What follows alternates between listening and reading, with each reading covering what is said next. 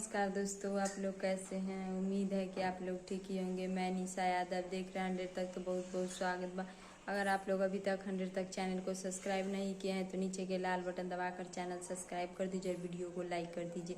चलिए आप video start कर। आप लोग के बता दी कि खेसारी लाल यादव जी 2022 में अभी तक 3 फिल्म के शूटिंग कंप्लीट कर लिए हैं। खेसारी लाल यादव जी 2022 में अभी तक 3 फिल्म के शूटिंग कंप्लीट कर लिए हैं।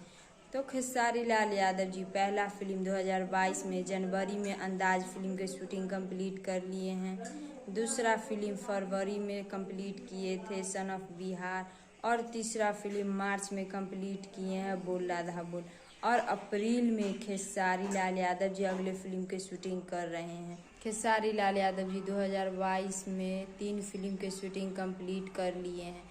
पहला फिल्म के शूटिंग जनवरी में कंप्लीट किया, और दूसरा फिल्म के शूटिंग फरवरी में कंप्लीट किया, और तीसरा फिल्म के शूटिंग मार्च में कंप्लीट किया, और अभी खेसारी लाल यादव जी चौथा फिल्म के शूटिंग में लगे हुए हैं। और आप लोग के बता दी कि 2022 में खेसारी लाल यादव जी हर एक महीना में हर एक फिल्म के शूटिंग कंप्लीट किए हैं। तो आप लोग यही छोटा सा जानकारी बतावे के रहे, तो इस जानकारी के बारे में का राय बा का विचार बा नीचे कमेंट बॉक्स में बतलाएं। फिलहाल में इतने, फिर से मिलेंगे अगले वीडियो में। जय हिंद, जय भोजपुरी।